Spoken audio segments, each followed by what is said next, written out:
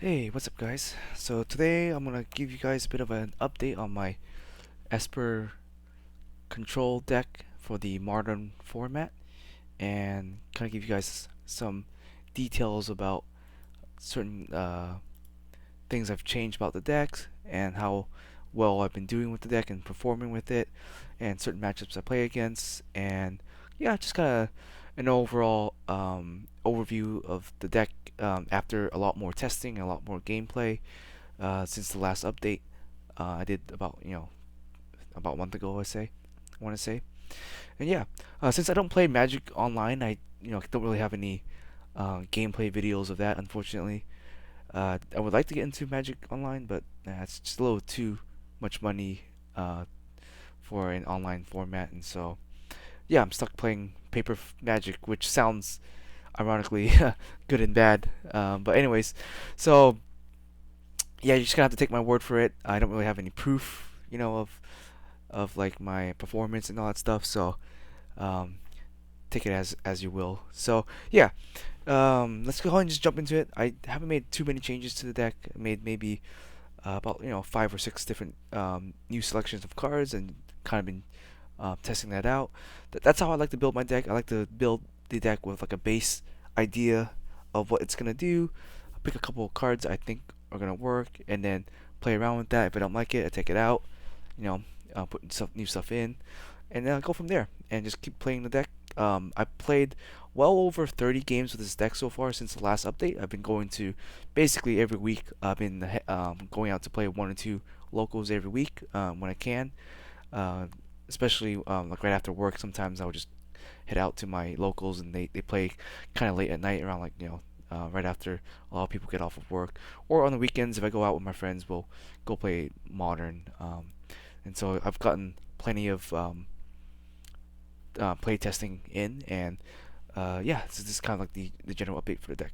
So first, off just 4 ops here. I think I already mentioned it in the video a couple weeks ago about why I like opt over consider, even though consider is technically a better card.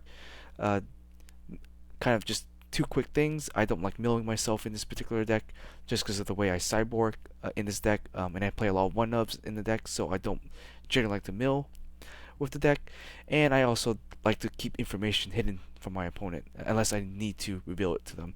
I don't want to be setting out like some of my techs and stuff like that, sending it to the graveyard if I didn't need it, or if I'm just trying to look for a land. So the main thing about opt is or the cantrips is to look for either answers or look for um, lands, because I'm playing 24 lands, and that's kind of a low land count for a control deck. And so early game, I'm using this to kind of fix my hand. Namely, because I'm also playing 3 colors. In a 2-color deck, you might not need it. In a 3-color deck, I definitely think you need some sort of cantrip, some way to kind of fix your mana base, because mana is really rough in a 3-color deck, especially in control.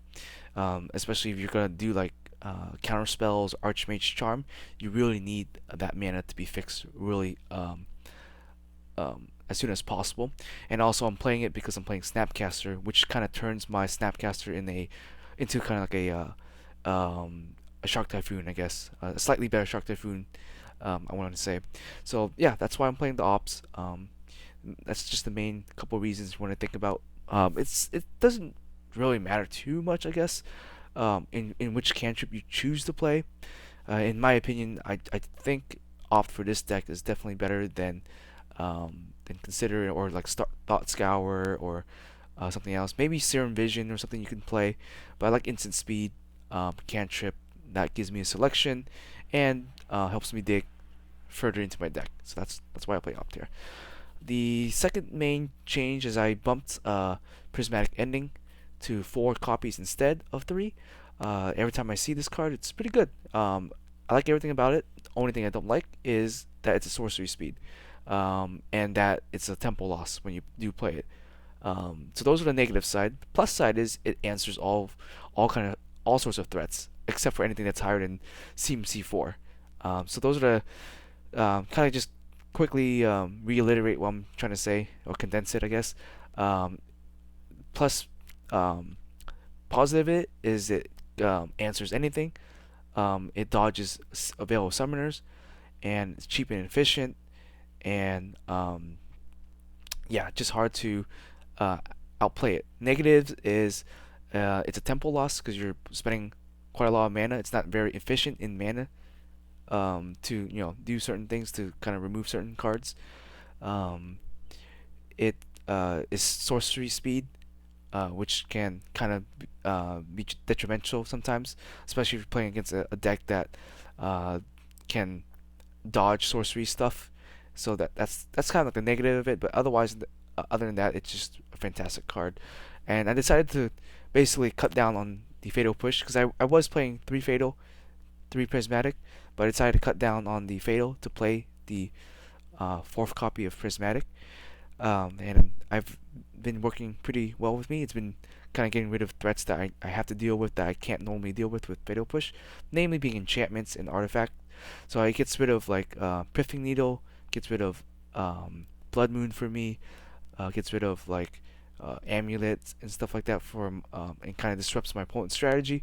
So yeah, that's why I'm playing the 4 copies of Prismatic and just 2 of Fatal Push. Fatal Push I still really like. I think it's a very mana efficient card. I still like it because it allows you to interact with certain things that cannot be normally interacted with for the mana cost.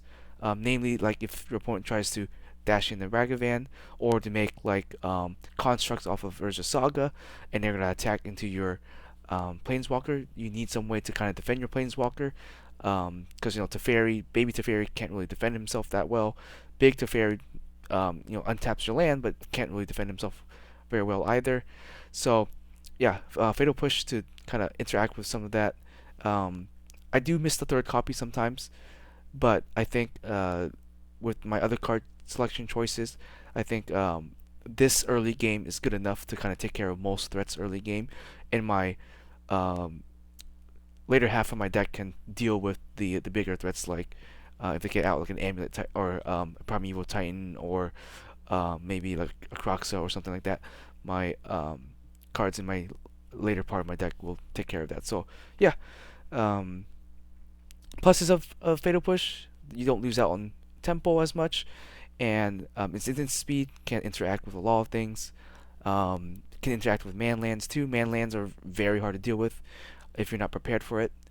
And it doesn't lose out on any cards. So what I mean by that, losing out on cards is Solitude is one of the premier removal cards of the modern format. If you play white, you should play Solitude. That's without a question. Only problem with Solitude is you're giving up card advantage to not lose out on tempo, and to be a really good removal because it can exile basically any creature. Um, so kind of just to digress really quickly, hopefully, is basically the only reason I don't like playing more Solitude in this particular deck is because early game I want to be efficient with my mana and then have mana open up for counter spells, but I also don't want to lose card advantage. What I found out with like just playing control decks in general is that when you start losing out on card advantage, it's kind of hard to make it up sometimes if you're um, being pressured. So like if you're being pressured, it's hard to cast like Archmage Charms for card advantage. It's hard to you know just play negative tempo cards. Like it's hard to just play Prismatic Ending for 4 or 3 and then fall behind a bit more because you're not really being efficient with your mana, or you're at a disadvantage because you're losing cards out of your hand. So that's the thing. That the only reason I don't really want to play more than a couple of Solitudes in this particular deck, and being that we're a 3-color deck, we're not always going to have a white card to pitch for Solitude. So I do play Solitude. I just want to put that out there, and I'll talk about it a little bit later when I do get to him. So yeah, that's kind of the changes I made there. Still too damn. My favorite board wipe this in this meta. Um, Rarely is it gonna get countered. So I don't think Supreme Verdict is any better than this card. I like this card because sometimes if you have a board of like tokens and stuff like that, and you just need to kill one thing, kill like a Murktide or something, easy Murktide removal, easy Amulet, or sorry, Primeval Titan removal, spot removal, great, does its job. When you need to, you can board wipe. The regenerate uh, does play a little bit of a thing, just because I think whatchamacallit, artifact decks, whatchamacallit, kind of lost word. Affinity decks, sorry. Affinity decks are making a resurgence a bit, and so yeah, not allowing them to regenerate does sometimes important there. Yeah, just nothing new here. Just 4 counter spells, 4 snapcasters, 2 Kaya's Guile. I do side 2 more. I think 2 in the main deck is fine, especially if you're playing game 1. You can kind of recycle them with the Snapcaster, so I don't think it's super duper important to play more than 2 copies. You can maybe play 3 if you want to, but I'm playing 4 Snapcasters. More than likely, I should be able to recycle this in game 1 multiple times. And so, there's that. 4 Archmage Charm, still a fantastic card. Had a couple of situations where I steal like a Darcy or a Ragavan or whatever, and my opponent just has to like waste more resources trying to get rid of their own card, or puts them in an awkward situation. Still really good. You can also still like shark tokens, stuff like that. Pretty funny. You can still amulet artifacts. You can still equipments, and yeah, just I think this card definitely is what make control. You can counterspell, you can draw, you can steal. It's basically everything that blue does well in just one card, and definitely worth playing either 3 to 4 copies. My mana base is pretty greedy, but I haven't had too many issues playing this card well. So yeah.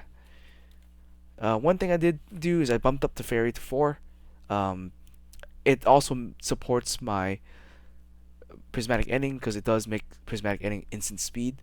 So that's a cool thing. You can cast the prismatic as instant removal. So that's pretty cool. Allows Teferi to kind of defend himself there.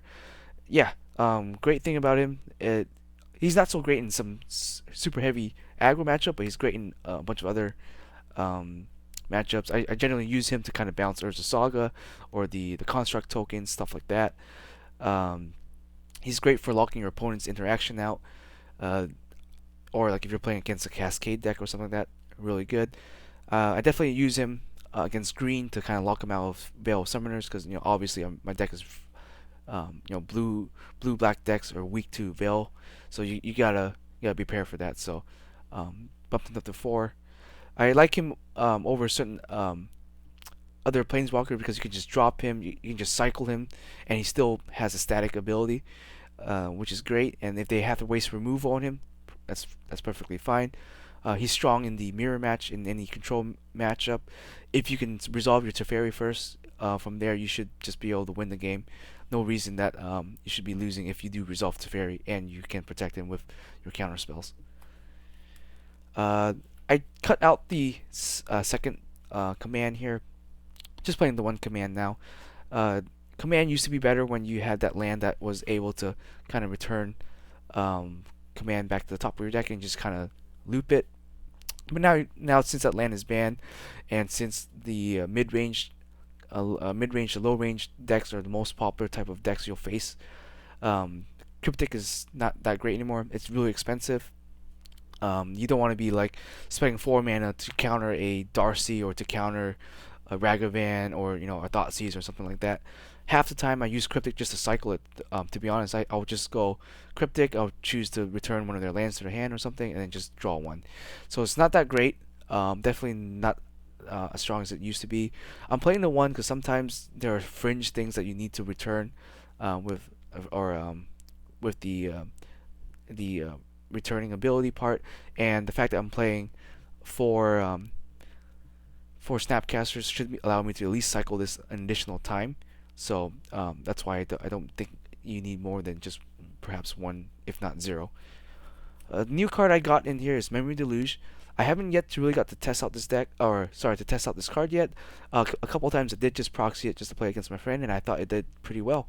Um, and it kind of digs for your answers, digs for your threats, and pretty good. Works under Narset, and worst comes to worst, if the game drags on, you can flashback for 7, get some more resources, and go from there.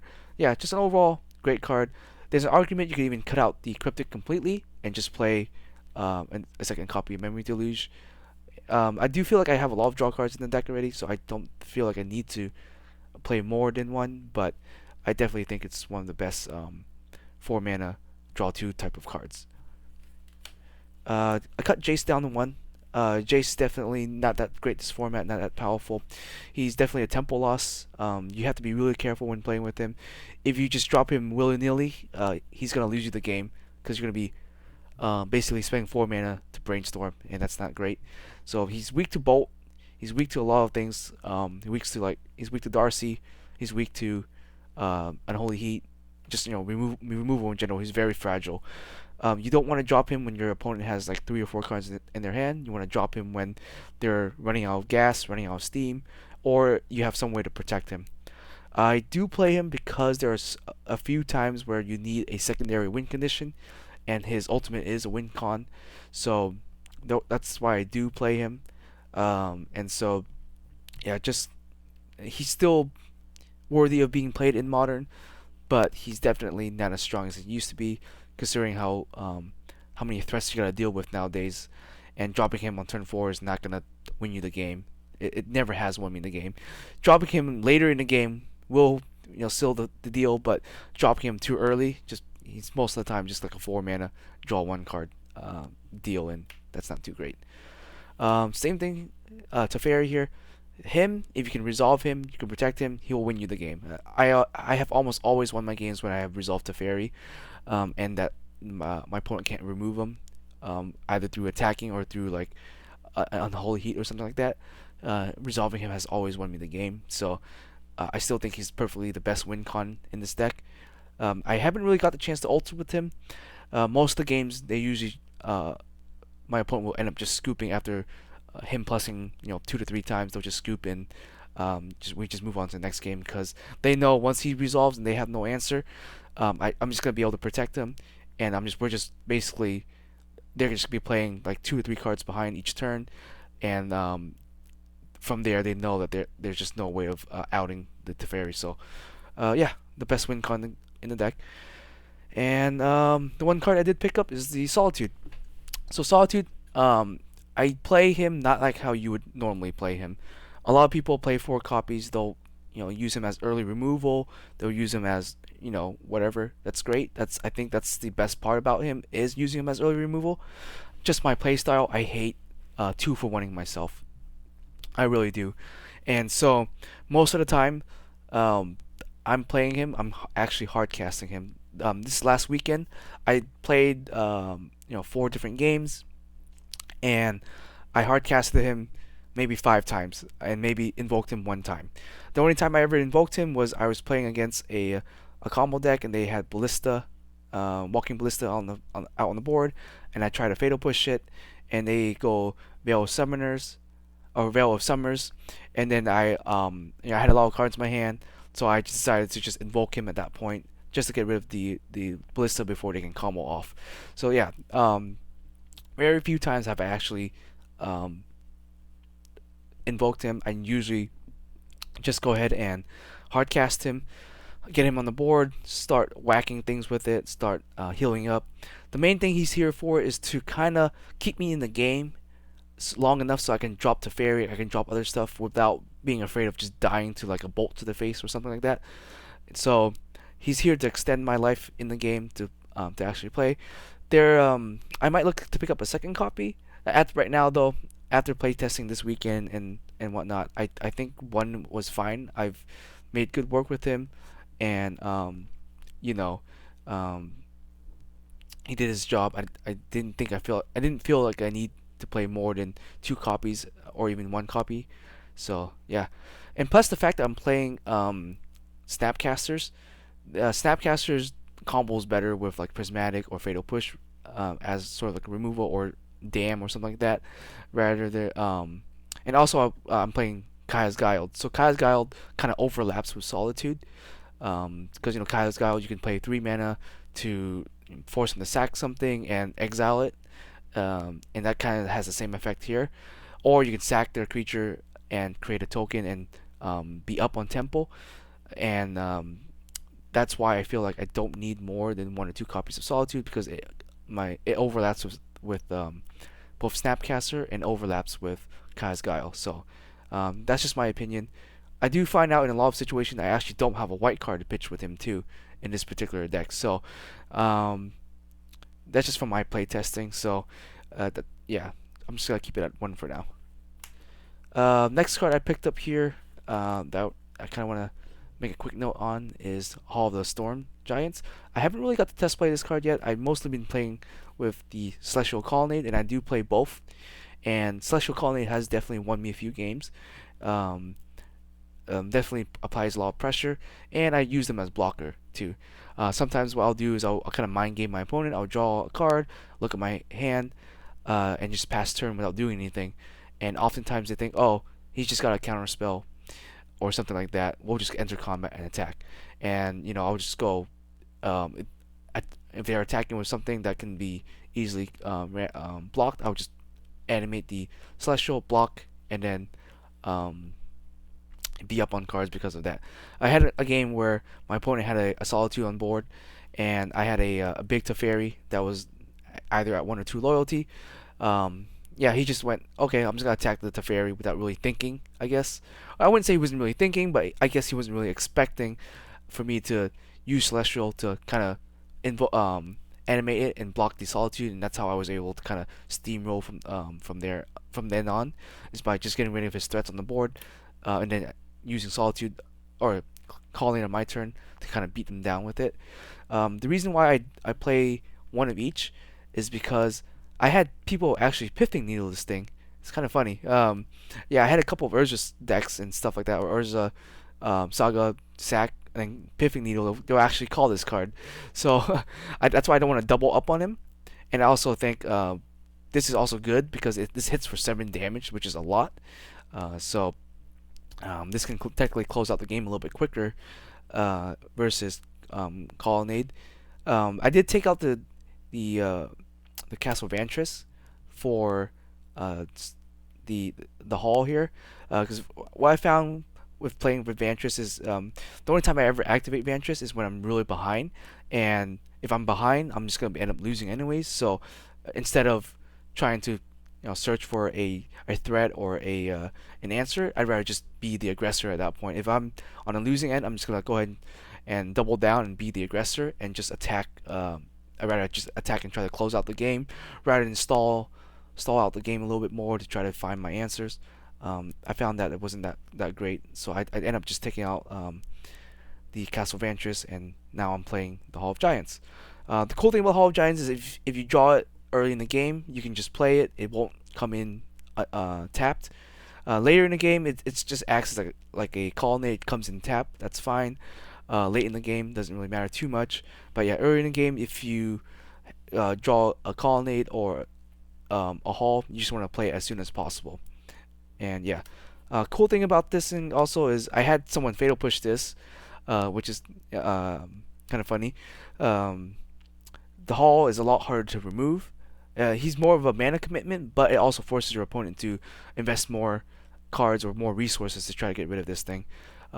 It's harder to Solitude, because someone can just Solitude this thing, but if they try to Solitude this, if they don't have any open mana, they're just gonna be in a world of pain. So the ward part of this card actually does play in effect, and this card becomes extraordinarily hard to remove. And yeah. Yeah, just the one trinome, just for the 4th color for the prismatic ending. I don't think you need the 5th color because at 5 colors you're gonna be um, out tempoing yourself too much, and you're just gonna lose the game that way. So yeah, don't I wouldn't play the 5th color. Try to fetch this as soon as you can. In my experience, I always try to go fetch land into this unless I need to fetch land into like an island or something to op or to play like a fatal push or something. If I have no turn one play, I'll fetch into this as soon as possible. And this sometimes kind of throws your opponent off too because they think you're playing Jeskai or something, but in fact I'm playing Esper, so I mean just kind of mind games in that sense. Yeah, just the 4 or the 8 fetch lands here. I did pick up a 4th copy of Flooded Strand and took out the Marshes Flats. That's the only other changes land to the land fetch lands there. Yeah, just 2 shock lands of each. Everything's gonna have blue. You need blue. Don't play Godless. Godless will cuck you on playing the Archmage Charm. I know it's very tempting to play like that, to play Godless, but just don't do it. Just play. Your land should always try to produce blue. Is the philosophy here. Yeah, two filters. Filters allow you to play like a plains or play a swamp and be okay to still be able to Archmage Charm on turn 3. I did pick up the Mystic Gate, and it's done okay. I had one game where I only had a swamp and these 3 lands, and I actually won off of it just because I was able to kind of just filter that swamp into different colors that I needed, and I was kind of land stuck, but I was able to just play the game like normal just because I had a swamp, the Sunken, and the Mystic Gate, and I was just able just to do things, which is kind of cool. Ironically, my opponent had Choke. He also was playing Choke because he thought I was playing just blue-white control or Xurius control, but he didn't see a swamp or whatever game 1, so he sided in the Choke, and then I had this like I eventually drew a plains, played that, and he played the Choke, and I was like, oh, okay, cool. I'm still gonna be able to play the game. Didn't really matter too much. Obviously, this is weak to Blood Moon, but that's just the nature of playing a 3-color deck. You're gonna be kind of weak to Blood Moon. I guess in terms of, I want to backtrack a little bit because of this right here. If you want to, you can try out Castle Arundel. Castle Arundel is pretty decent if you are playing multiple Mystic Gates.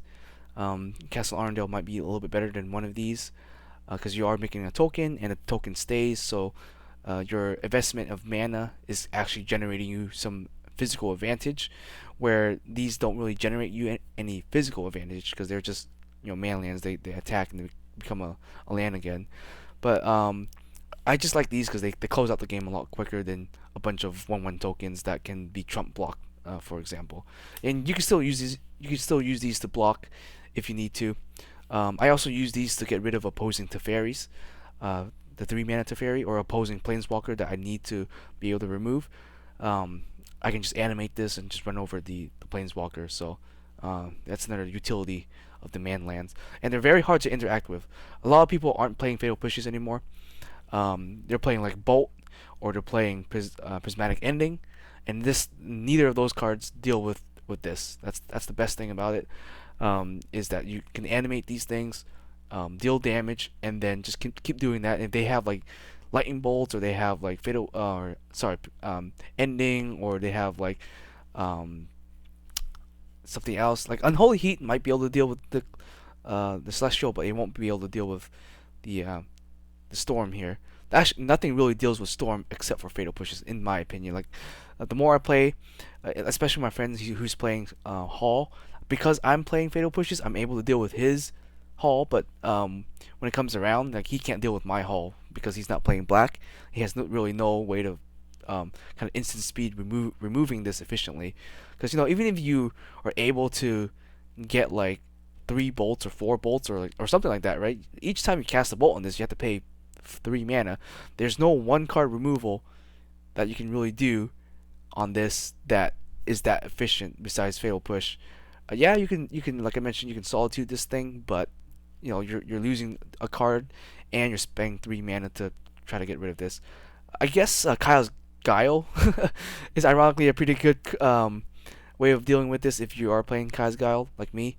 You can go Kyle's Guile and force him to sacrifice this and not have to spend that 3 mana, because Kyle's Guile doesn't target.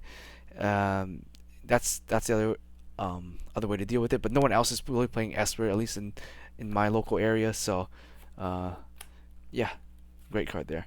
Yeah, just playing one of each check lands here, and the 5 basics just for um, Blood Moon.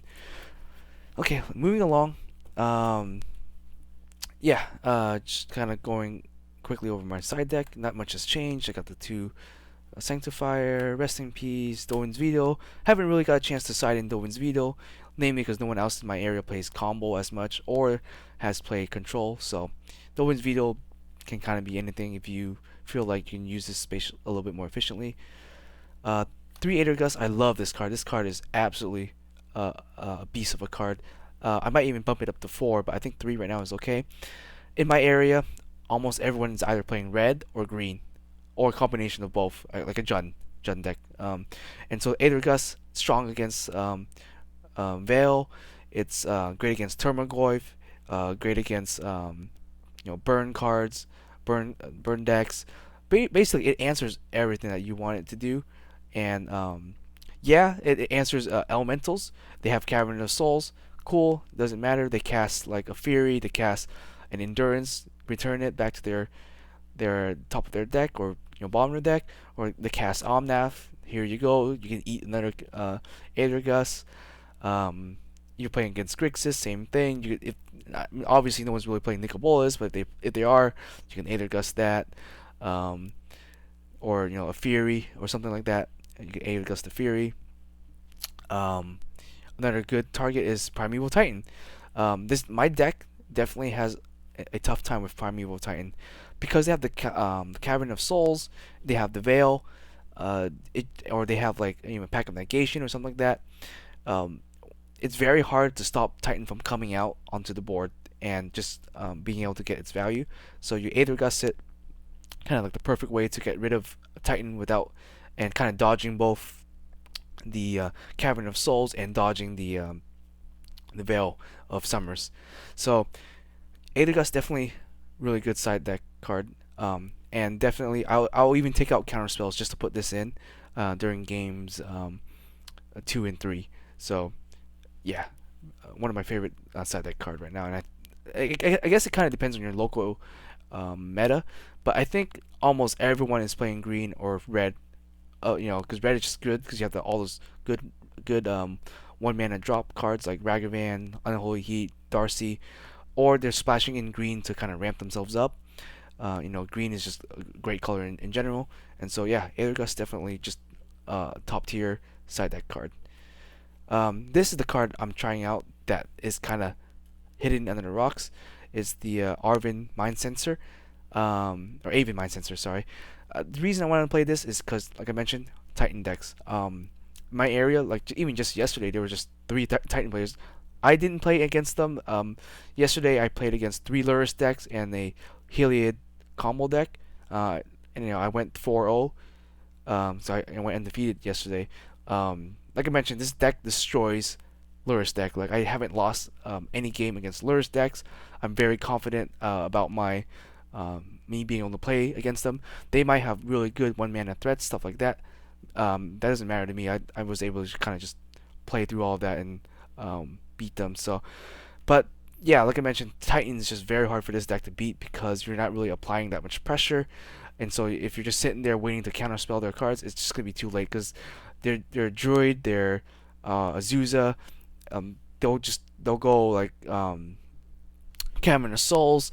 You can't counter it, and so you're just kind of wasting your time holding up your mana, not really doing anything. They'll pack of Summoner's Pack to search out their Titans, or they'll Urza Saga or something like that. This card's good against all that. It's good against Pack, good against Titan himself. If they play Titan, they're stuck searching the top 4 of their deck. Good against fetch lands. Good against Urza Sagas. Basically, this card's also gonna be used to apply pressure. It is a 2/1. You can kind of swing into their face, and they can't really block it. Titan does not really have any way of removing this card. Not that I know of. Like on top of that, like if they're playing against my deck, I don't think they're gonna be playing against any creature removal cards. Really, like It'd be kind of weird for them to side in creature removal card outside of like an endurance or something.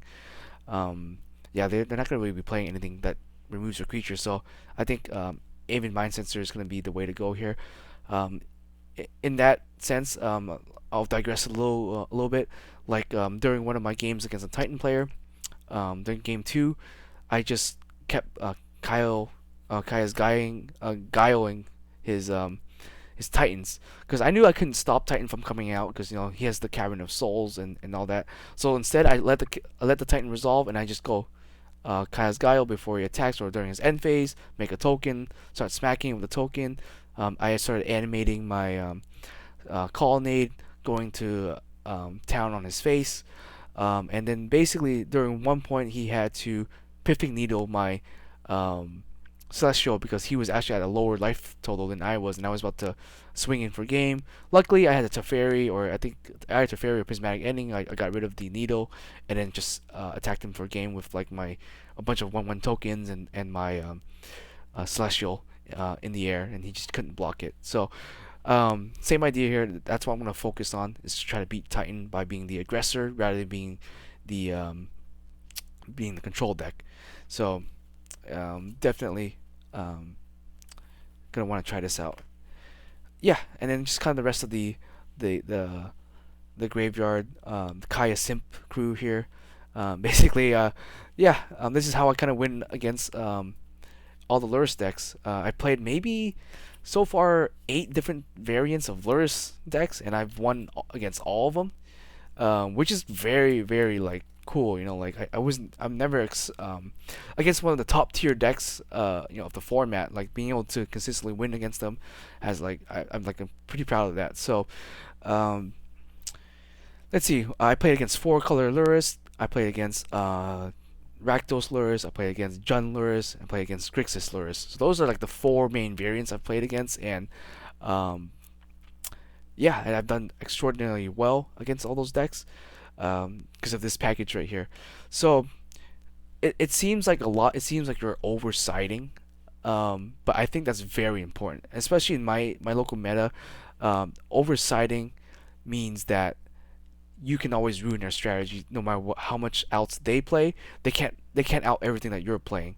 Especially Kai's Guile. Kai's Guile is very hard to interact with. It's one of those cards that is kind of like it catches them with their pants down because unless they had a counter spell or something, there's no way for them to stop Kaya's Guile, and they always play into Kaya's Guile. Like I had people try to unholy heat my big Teferi, then I'll go Kaya's Guile, I'll make a token and exile their graveyard, and their unholy heat is now doing just 2 damage to my Teferi.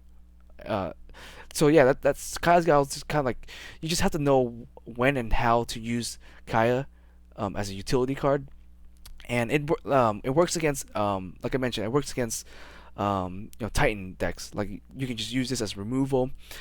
Obviously, you want to make sure that they have nothing else on their board. Otherwise, the sacrificing part of Kaya's Guile is not as great. But yeah, this package kind of just destroys Lurrus decks. So like Lurrus, they might be able to abrupt decay this. They might be able to if they're playing any white cards, like Phoenix for example, Jeskai Phoenix, they'll play Prismatic Ending. They'll remove this or something like that. But they won't be able to just to deal with this because I also have remember I also have 2 more Kaya's Guile in my deck for additional redundancy, and by doing this, the cool thing is I side out my Snapcasters as mentioned in my other video, and a lot of people have missided against me. I had a Titan player side in Endurances, they had side in a Relic of Progenesis, and all those other graveyard hate cards until he finally realized I wasn't playing any Snapcaster, and all of his kind of like his graveyard hate didn't really do much at that point. At one point, I think he hardcasted a Endurance, and I had 1 or 2 Kyle's Guile in my graveyard, and that's all I had. And he decided to shuffle his own graveyard because he didn't want to shuffle my graveyard and put Kyle's Guile back in for me to keep abusing with it.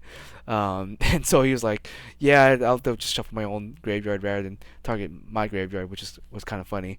But I mean, he caught on though. He did catch on to my strategy, like, oh, um, that I took out all the Snapcasters and I was just playing like a bunch of like Kai's Guile and a bunch of like removal and Aether Gus's and stuff like that, and using the Kaya tokens to basically win me the game, and that was kind of funny.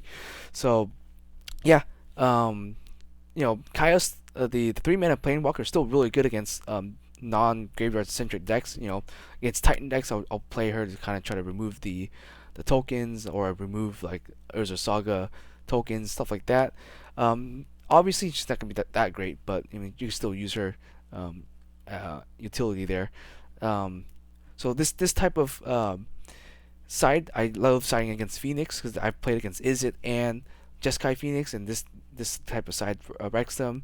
Obviously, the Lurrus decks, um, for like Omnath decks and stuff, you don't really need to side too much because this deck is inherently strong against elemental decks because um, their elemental cards aren't gonna be able to do anything. Like I had people cast like invoked um, a Solitude just to get rid of the Kaya tokens, just because they were trying to defend like a Teferi or something. Which reminds me, like they played the 3 mana Teferi and they were sitting on that thing. And I was trying to get rid of it, and they were doing everything they could to try to defend the Teferi from getting overran by the tokens. And so that was just kind of funny. Obviously, it's a little weak to Fury, but it is what it is. Um, this card is just that great. Like they spend a lot of mana to kind of play a big creature that they think can't be removed, and then you just kind of guile it and remove it. So yeah, so those are kind of my experiences with some of my matchups. And otherwise, there's I played against Yawgmoth Combo, and this deck, this kind of side also wrecks Yawgmoth Combo, kills all the Undying stuff, gets rid of Yawgmoth, stuff like that. So um, the way I built this deck is I want it to be as resistant to as it can be against Veil of Summers and to Cavern of Souls, because I know Cavern of Souls, um, I'm playing so many counter spells. If I can't deal with Cavern of Souls, then just let whatever they do resolve and then just deal with their board. Speaking of which, I took out the Spreading Seas because Spreading Seas wasn't really answering the caverns that well for me, or the Urza Saga. What happened was like I'll go Spreading Seas, target Urza Saga, they kill it. Next turn they play Ren and 6 and get back their Saga. So that wasn't working for me.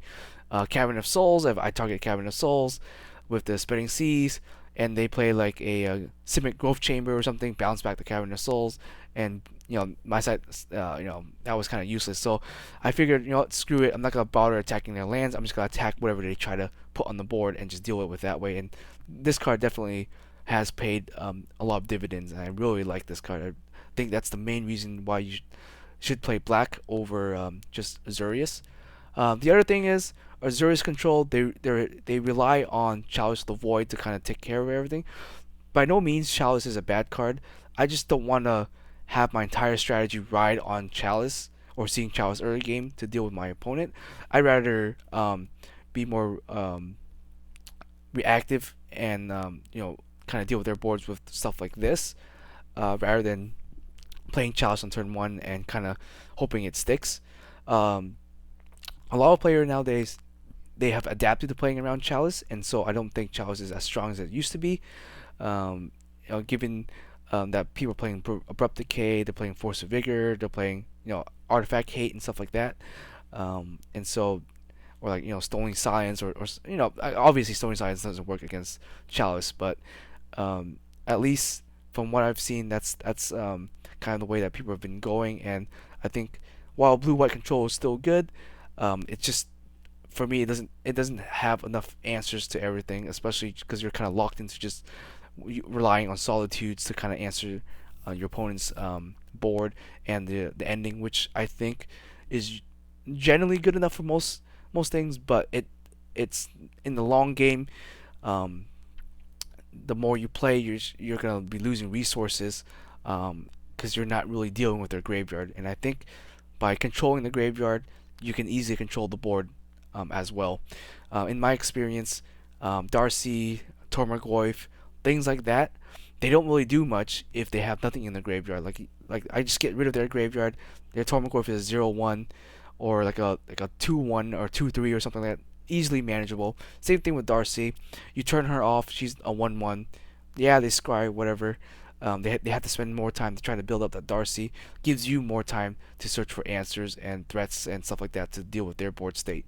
So by kind of controlling the graveyard, you can make their board more manageable. Because obviously they're gonna be dropping a lot of cards.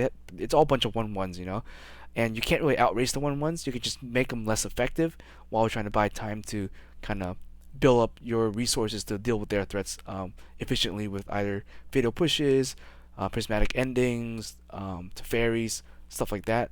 So um, against decks like that, I've had a really good time against. I really enjoy um, being mana efficient and being able to kind of deal with those threats fairly easily on my end. So yeah, so those are some of my experiences. I've done, like I said, pretty well against most of my locals, placing first a few times, placing second a few times, and the worst matches, the worst I've done has been kind of going 2-2 or 2-3 or something like that, or 3-2. That's the beginning when I was playing this deck. After my last update, I had a few rough locals, but since then, yeah, I've been doing really well with this deck and kind of like the spot it's in. Yeah, so I think that's basically it. The only other card I might add is a Second Solitude, and Memory Deluge is the only thing I think I would make changes to this deck. Maybe a third Fatal Push if I can find a room for it, but it's not that important. I do want to try out testing the Arvin Mind Sensor next time I do get to play against a Titan deck. 100% win rate against Lurrus decks, which is really good for considering how the format is and considering how my local is. So, I mean, you can even call this deck, the P Slayer, the P word, if you know what I mean. But yeah, overall, if you have any questions or any suggestions, just let me know down in the comments. Otherwise, I hope you guys enjoy, and see you guys next time.